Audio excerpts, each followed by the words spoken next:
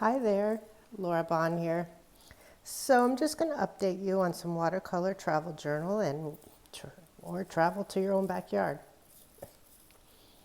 From the last time I posted a few years ago on this, I didn't have my own studio yet, so I've been busy we built a new studio. More on that later. And I went back and found my old photos I've been wanting to paint. And it's not just a photo, it's a memorabilia with journal. So the watercolor journal is exactly that. It's can take over for artists where photo albums left off. It's really nice.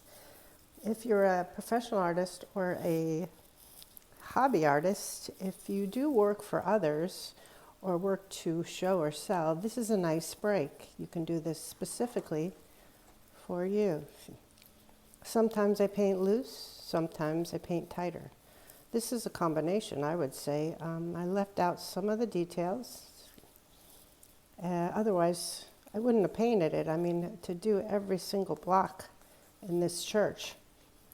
But I loved the colors, and I really wanted to paint this. Sometimes I used ink, both black and white, to accent, like an illustration. This, sometimes I leave space to write in later.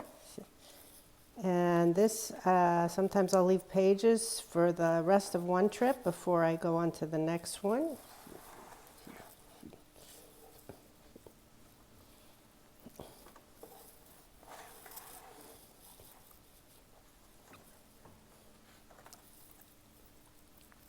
Sometimes I will cut out paper and paste it if I have been practicing in something else and I want to save it for a particular journal.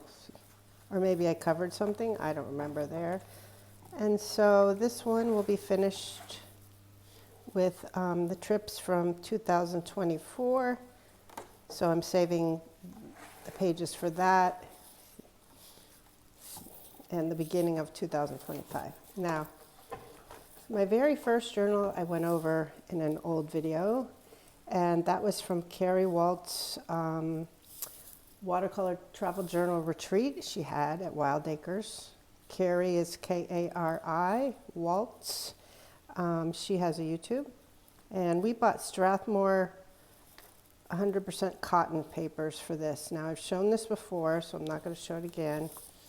But I went and bought a cheaper journal, and I do like Hanson's cheaper journals for mixed media, but I decided to get, from now on, only 100% cotton for my memorabilia journals because really, it's only a few dollars difference.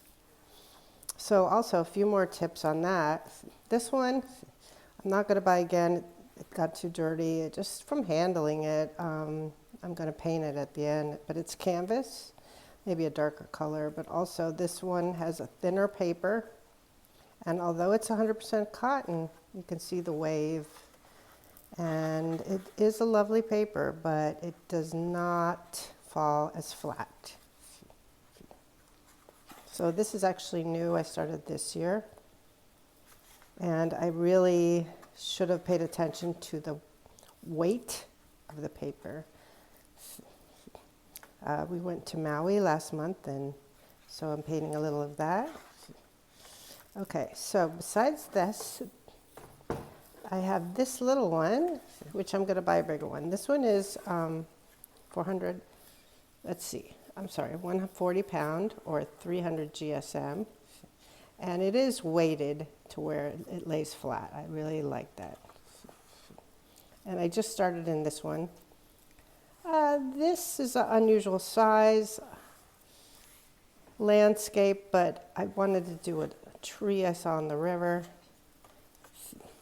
And it is a little harder to work in with this size for me. Now, of course, pick any size. I like this. This cover does not get dirty. And I just ordered a larger one, so I'm excited about that. But before I work in that, I'm going to have to go back and finish my journals. It also helps if you work with friends because you'll do more. I have students I work with, so that helps me because I will create more. And that's about it. The variety of journals out there, try to get 100% cotton. Unless you've never painted watercolors before, then I would suggest maybe a cheaper journal. And they still work good, but it is quite a nice difference with texture of paper. You can really see the grain. I don't know if you can see it on camera, but if you already have a little watercolor background and some sketching ability and you want to do journaling, go ahead and just pay a few dollars more for the nice 100% cotton paper, at least 140 pound. Most of them are that way, but like I said, a few of them are a little thinner. And that's it for this time. Thank you.